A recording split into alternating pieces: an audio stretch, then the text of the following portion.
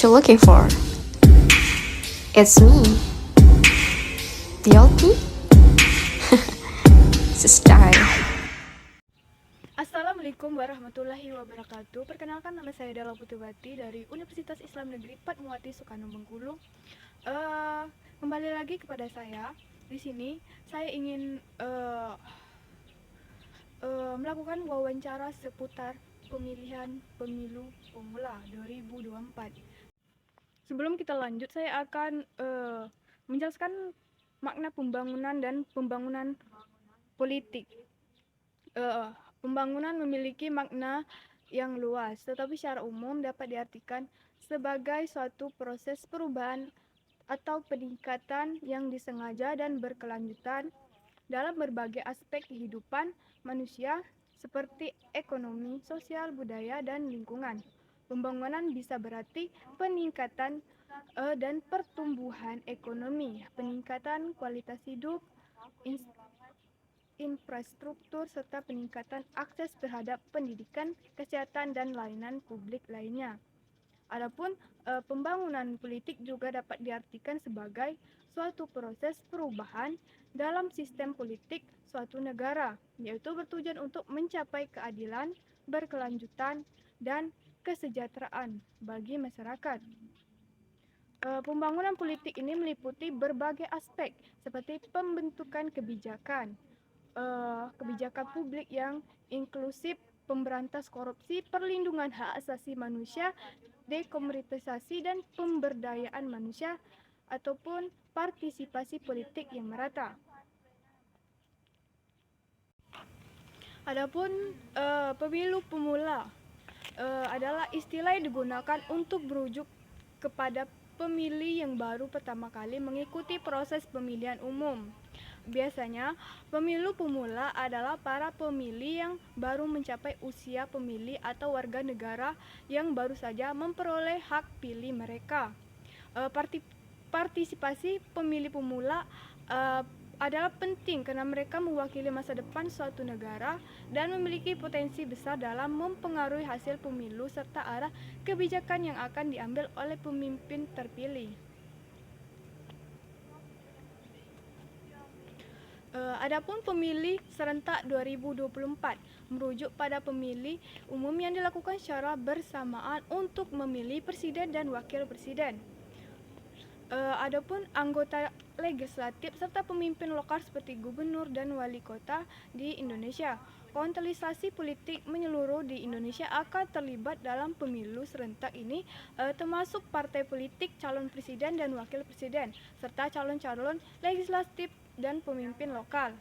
Pada tingkat nasional, partai politik akan bersaing untuk memenangkan kursi di DPR atau Dewan Perwakilan Rakyat, juga DPD atau Dewan Perwakilan Daerah, dan juga untuk mendukung calon presiden dan wakil presiden mereka.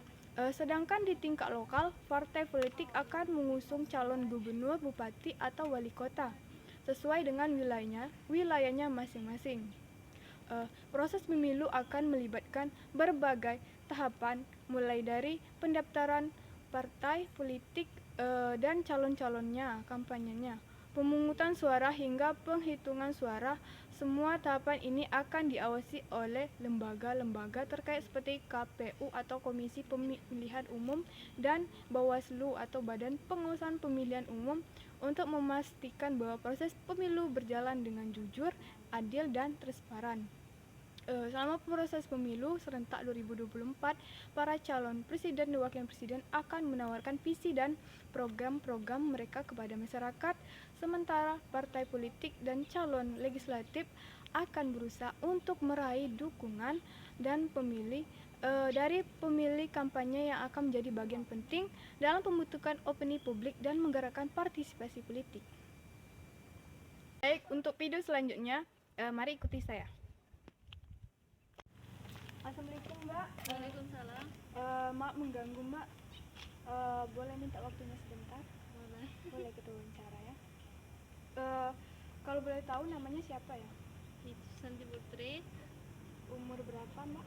20. Apakah pemilu 2024 Mbak udah terdaftar? Ya, sudah. Oh ya, Mbak tahu nggak tanggal berapa pemilihan? Oh, kalau tidak salah Rabu 14 Februari 2024. Tahu nggak siapa saja calon kandidat presiden 2024? Anies Baswedan dan Muhaimin Iskandar, Prabowo Subianto dan Raka Buming. Apa ya, lupa.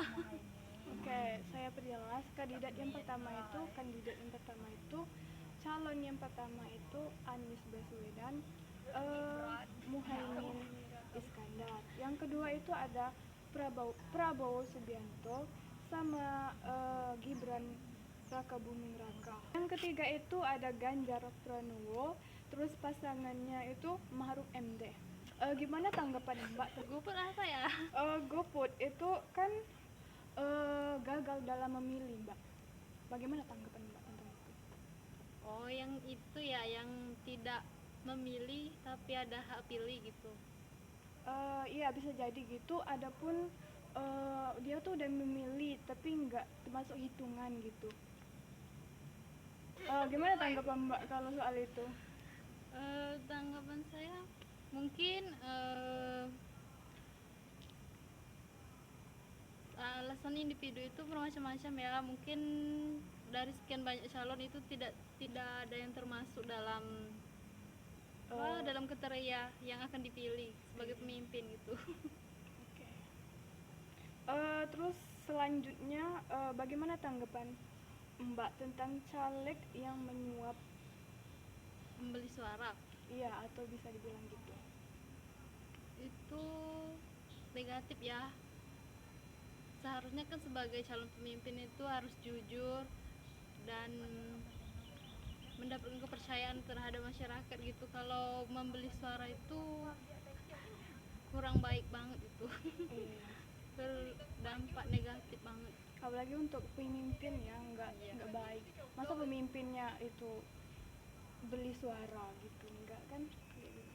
Oke, selanjutnya gimana sih kalau menurut Mbak, saran Mbak kepada pencalon agar bisa mendapat hati rakyat Oh, atau mendapat simpati rakyat? menurut saya para calon harus membangun komunikasi yang baik, menggunakan bahasa dan yang mudah dimengerti masyarakat supaya menarik simpati pemilih. Oh ya, makasih Mbak atas waktunya karena telah bersedia untuk menjadi narasumber saya.